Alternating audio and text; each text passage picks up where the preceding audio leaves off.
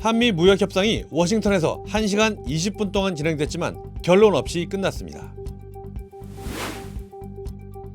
앞서 예정됐던 한미 간 고위급 통상 협의는 갑자기 취소됐는데 미국 측은 우리 협상단 출국 직전 이메일을 보내 일정이 취소됐다고 알렸습니다. 미국을 방문한 위성락 국가안보실장도 협상 상대인 루비오 미 국무장관을 만나지 못하고 한국으로 돌아갔습니다. 일론 머스크가 당분간 테슬라가 더 힘들 거라는 인정을 하면서 뉴욕 증시에서 테슬라 주가가 또 내려앉았습니다. 노스다코타주의 한 비료 공장에서 발생한 대형 화재로 유독성 연기가 발생하는 바람에 주민들이 대피했습니다. 시청자 여러분 안녕하십니까? 7월 24일 목요일 SBS 뉴스 시작합니다. 한미 무역 협상이 오늘 워싱턴에서 1시간 20분 동안 진행됐습니다. 큰 틀에서 심도 있게 논의가 진행됐는데 결론은 내지 못한 것으로 전해졌습니다. 첫 소식 워싱턴에서 이한석 특파원입니다. 미국의 상호관세 부과 일주일을 앞두고 한국과 미국의 무역 분야 장관급 인사들이 협상 테이블에서 만났습니다. 한국에선 김정관 산업통상부 장관과 여한구 통상교섭본부장이, 미국에선 하워드 러트닉 상무장관이 참석한 걸로 전해졌습니다. 협상은 한국 시간 오늘 새벽 0시 반부터 1시간 20분 동안 이루어졌습니다. 우리 정부는 최대 쟁점인 상호관세와 자동차 등에 대한 품목관세 인하를 요구하며 대미 투자 규모를 늘리는 방안을 제시한 걸로 알려졌습니다. 그러나 미국 정부와 이견을 좁히지 못했고 결국 협상은 타결되지 못했습니다. 정부 관계자는 협상 중이라 구체적인 협상 내용을 밝힐 수 없다면서 큰 틀에서 심도 있게 논의가 이루어졌다고 밝혔습니다. 그러나 한미 당국이 추가 협상에 나설지는 불투명한 걸로 알려졌습니다. 협상에 앞서 미 행정부는 우리 정부를 재차 압박했습니다. 러트닉 미 상무장관은 한국이 일본의 협상 타결을 봤을 때 무슨 생각을 하고 있었을지 상상할 수 있다며 한국은 아마 어쩌지 그랬을 거라며 입에서 욕설이 나오는 걸 들을 수 있었다고 말했습니다. 대미 수출 경쟁국인 일본과의 협상 타결을 거론하며 한국 정부를 초조하게 만들어 더 많은 양보를 이끌어내겠다는 심리전으로 읽힙니다. 워싱턴에서 SBS 이한석입니다. 앞서 한미 경제수장들의 2+2 통상협의는 어제 돌연 취소됐습니다. 베센트 재무장관에게 급한 일정이 생겼다며 미국이 한국협상단 출국 직전에 이메일을 보내왔는데 일주일 앞으로 다가온 상호관세 발표 전 협상 타결은 여전히 불투명한 상황입니다. 이어서 박찬범 기자입니다. 미국 현지 시간 25일로 잡혔던 2+2 통상협의에선 구윤철 경제부총리와 여한구 통상교섭본부장이 베선트 재무장관과 그리어 무역대표부 대표를 만날 예정이었습니다. 25% 상호관세 부과 유예 시한을 일주일 앞둔 시점에서 이뤄지는 양국 경제통상수장간 협의였습니다. 미국의 취소 통보는 아침 9시쯤 구 부총리가 출국을 위해 인천공항에 대기 중일 때 이메일로 이뤄졌습니다. 미국 측 실무직원이 우리 기획재정부로 이메일을 보내 베선트 재무장관에게 긴급한 일정이 생겼다며 날짜를 다시 잡자고 한 겁니다.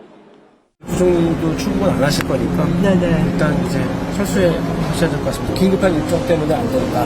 어렵다. 갑작스런 통보에 긴급한 일정에 대한 구체적 설명도 없어 외교적 결례 아니냐는 지적이 일었습니다. 정부는 미국 측이 이메일에서 여러 차례 미안하다고 언급했고 조속한 시일 내 다시 개최하자고 제의했다고 밝혔습니다. 문제는 시간입니다. 막바지 협상이 미뤄지면서 다음 달 1일 전 협상 타결은 사실상 어려워졌다는 관측이 나옵니다. 당장 오는 28일과 29일 베선트 장관은 중국과의 관세 협상을 위해 스웨덴을 방문할 예정으로 알려졌습니다. 앞으로 일주일 협상에 진척이 없을 경우 우리 기업들은 25% 상호 관세는 물론 협상을 타결한 일본과의 관세 격차에도 노출될 수밖에 없는 상황입니다. SBS 박찬범입니다. 관세 협상을 위해 미국을 방문한 위성락 국가안보실장도 주요 협상 상대인 루비오 국무장관을 만나지 못하고 귀국했습니다. 한국의 패키지딜 전략이 난항을 겪는 것 아니냐는 우려가 제기됩니다. 강민우 기자의 보도입니다. 위성락 국가안보실장이 나흘간 방미 일정을 마치고 어제 저녁 귀국했습니다. 앞으로 경제부처 관료들이 세부 협상을 진행할 것이기 때문에 지금 협상은 진행 중이라고 할 수 있습니다. 위 실장은 마코 루비오 미국 국무장관과 협의하기 위해 현지 시각 21일 백악관을 방문했지만 면담 직전 트럼프 대통령이 루비오 장관을 긴급 호출했고 그 둘의 회의가 길어지면서 대면 협상을 하지 못했다고 설명했습니다. 대신 앤디 베이커 국가안보 부보좌관 등과는 현안에 대해 의견을 교환했고 루비오 장관과는 추후 유선으로 협의했다고 밝혔습니다. 하지만 대면 협상의 불발은 협상 난항에 대한 우려를 키우고 있습니다. 우리 정부 협상 전략은 관세뿐 아니라 투자, 방위비 등 여러 의제를 묶는 패키지 딜. 미국 무역대표부는 비관세 장벽을, 상무부는 미국 내 투자를, 국무부는 방위비 등을 각각 다루는 터라 협상 전선이 너무 넓다는 게 패키지 딜 전략의 이유로 꼽힙니다. 조선, 자동차 분야 대미 투자, 방위비 분담 등은 우리가 미국에 제시할 수 있는 카드입니다. 유전자 변형 감자 수입 승인, 구글, 애플 등을 압박하는 국내 온라인 플랫폼법의 입법 속도 조절은 미국과의 협상 여지를 두고 쌀 시장 개방이나 소고기 수입 제한 철폐는 최대한 방어하는 방침을 방미 전 세웠던 걸로 파악됩니다. 다음 주엔 조현 외교부 장관이 미국으로 가 루비오 장관을 만날 가능성이 큰 걸로 전해졌는데 정부는 관세 협상 시한인 다음 달 1일까지 협상을 이어간다는 방침입니다. SBS 강민우입니다. 일론 머스크가 당분간 테슬라는 더 힘들 거라고 인정을 하면서 오늘 뉴욕 증시에서 테슬라 주가가 또 내려앉았습니다. 그런데 최근 머스크와 갈등이 불거졌던 트럼프 대통령은 오히려 화해의 손을 내밀었습니다. 이 소식은 뉴욕에서 김범주 특파원입니다. 오늘 뉴욕 증시에서 테슬라 주가는 다시 한번 8.2% 떨어졌습니다. 오전 한때 9.5%까지 내려앉았다가 그나마 회복한 결과입니다. 전날 장 마감 이후 2분기 실적이 발표됐는데 매출과 영업이익이 작년 대비 각각 12%와 42% 감소했습니다. 여기에 투자자 대화에 나선 일론 머스크 CEO가 앞으로 몇 분기는 힘든 시기를 보낼 수 있다고 인정한 것도 영향을 미쳤습니다. We probably could have a few rough quarters. Once you get to autonomy at scale in the second half of next year, I think I'd be surprised if. 다만 테슬라 주가는 현지 시간 오전에 트럼프 대통령이 머스크를 감싸는 듯한 글을 올리면서 낙폭을 줄였습니다. 트럼프 대통령은 머스크 회사들이 전례 없이 번창하기를 바란다면서 전기차 보조금을 없애서 테슬라를 파괴할 것이란 주장은 사실이 아니라고 적었습니다.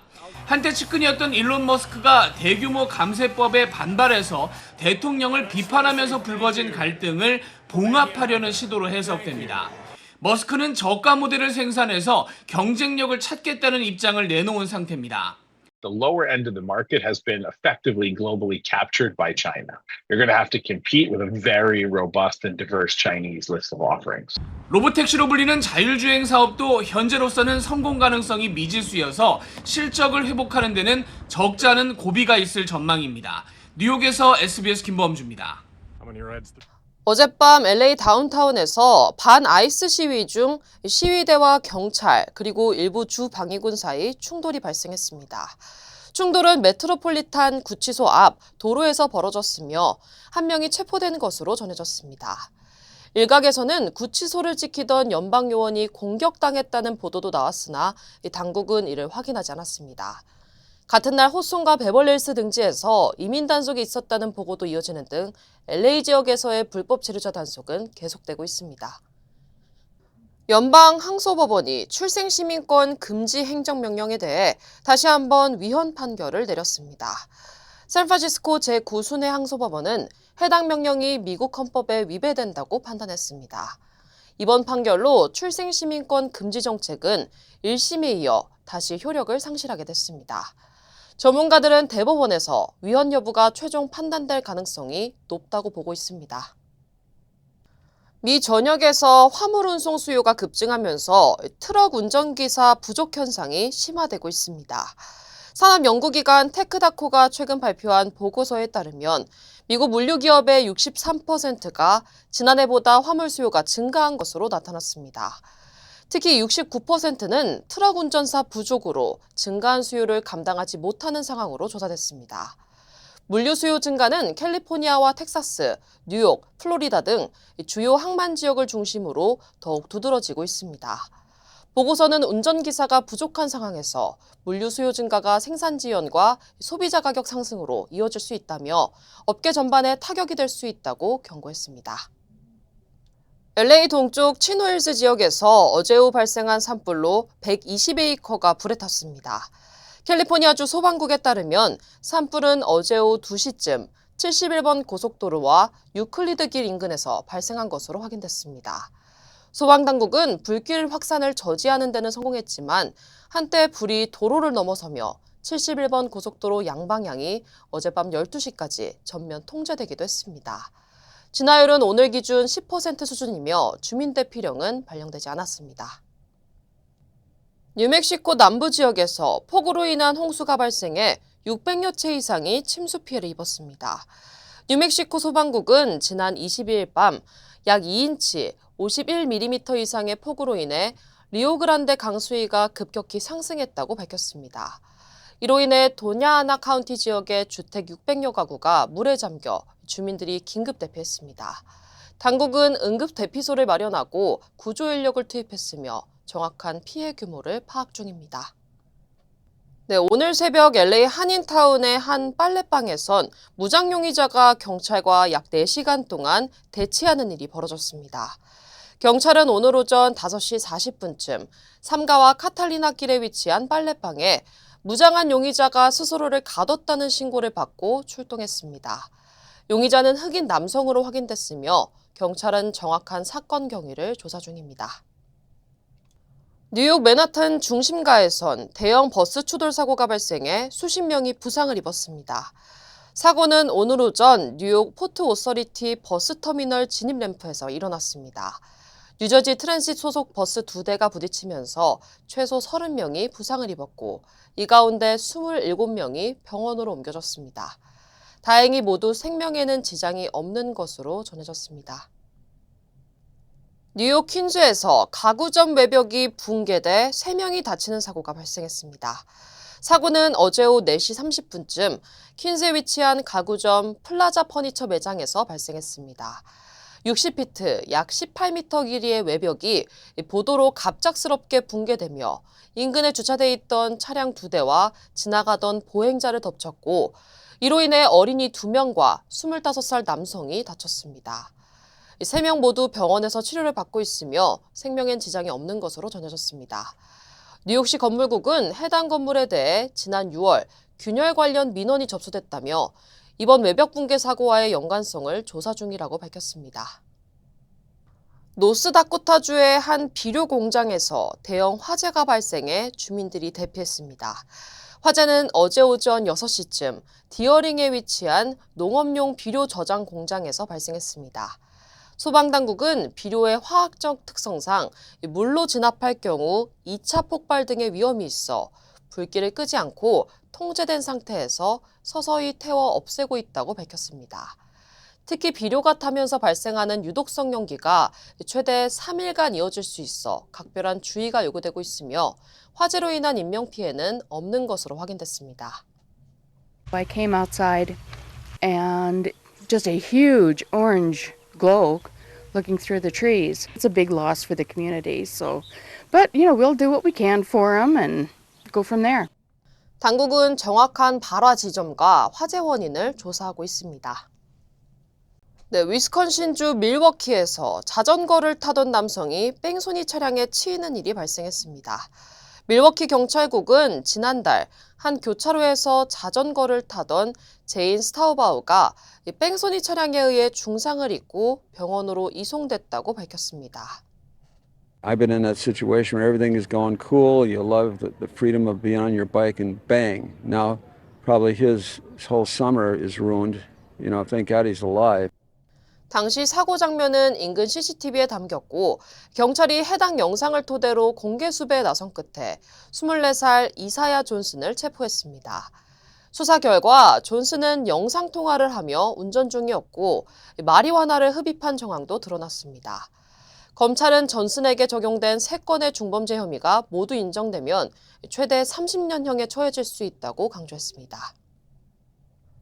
노스캐롤라이나주 페이어빌에서 경찰 추격 중 도난 차량이 교회 건물을 들이받는 사고가 발생했습니다.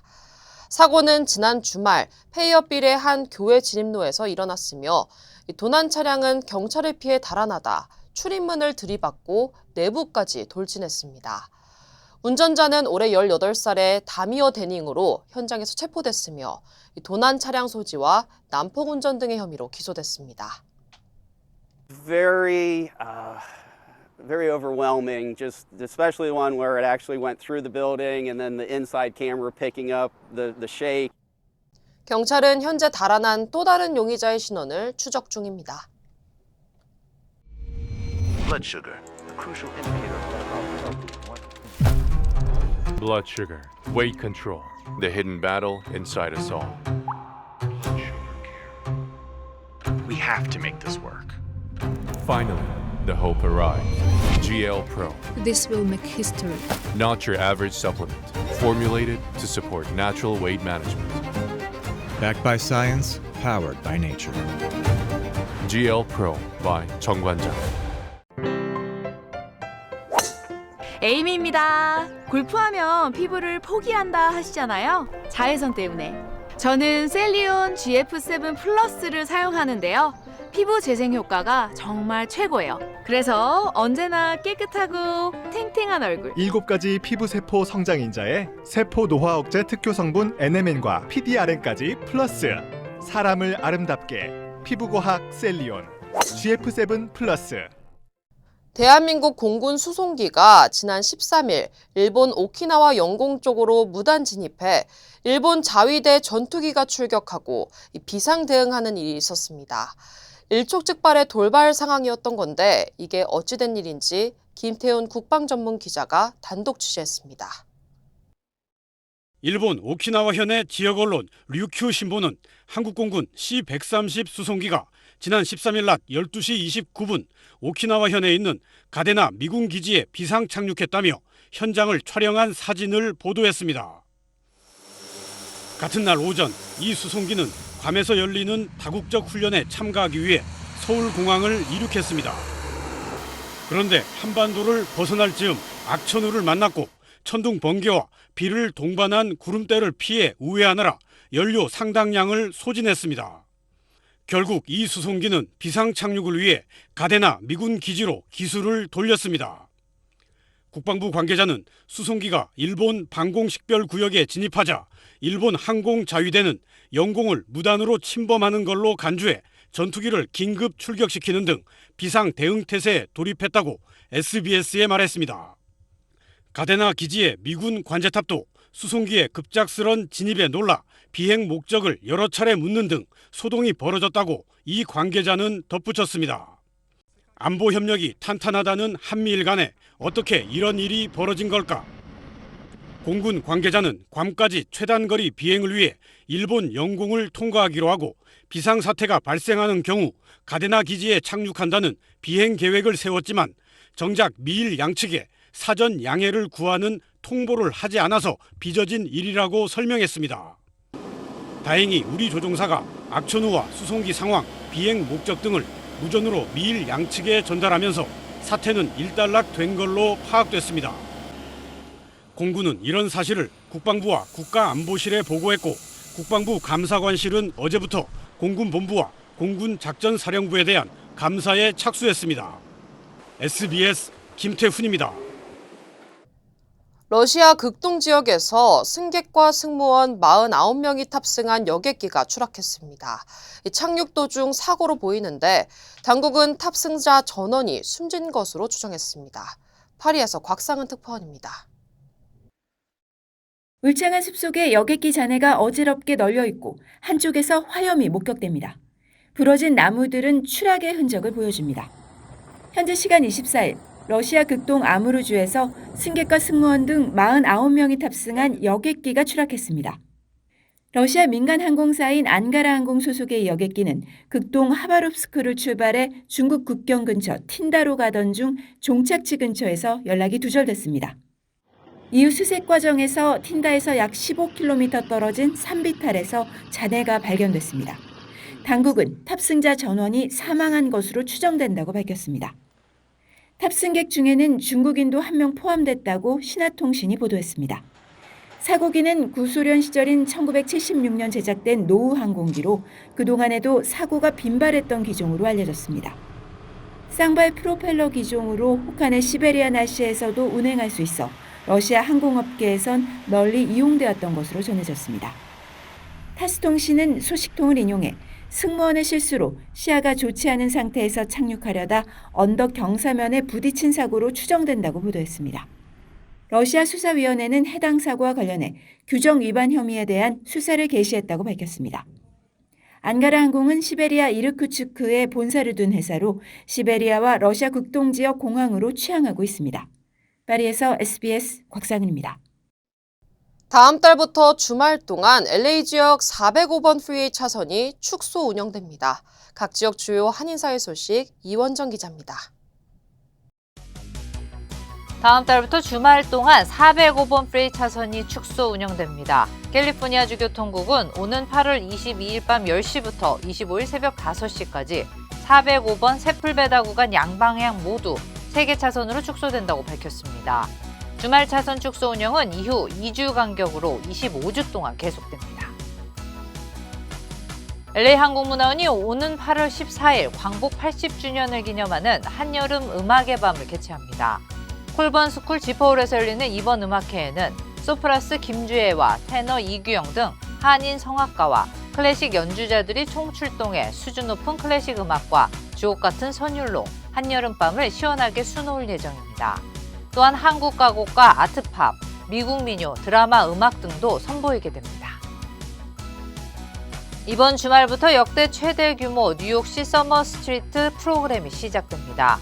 시정부는 오는 26일부터 다음 달 23일까지 매주 토요일 오전 7시부터 오후 3시까지 퀸즈와 스태튼 아일랜드, 롱아일랜드 일대 지역에서 다양한 문화 행사와 야외 활동 프로그램을 진행한다고 밝혔습니다. 연방이민서비스국이 22일부터 이민서류 수수료를 인상했습니다. 새 수수료는 모든 이민 신청서에 적용되며 8월 21일부터는 정확한 수수료가 포함되지 않은 신청은 접수되지 않습니다. 취업 허가서와 망명 신청자 등 특정 대상에 대해 신규 발급은 $550, 갱신과 연장은 $275가 부과됩니다. 이번 인상은 연방의회를 통과한 조정 법안에 따른 조치입니다. 오이코스 대학교의 한의과 대학이 개설돼 오는 9월부터 시작하는 가을학기 학생을 모집합니다. 오이코스 대학교는 지난 4월 28일 연방정부의 학력인준기관과 캘리포니아 한의대 이사회로부터 한의학 석사과정을 최종 승인받았다고 밝혔습니다. 김종인 총장은 한의학 석사과정을 마치면 한의사 면허시험을 볼 수 있는 자격이 주어지며 복수 학위 취득도 가능하다고 밝혔습니다. 모집 기한은 오는 8월 16일까지입니다.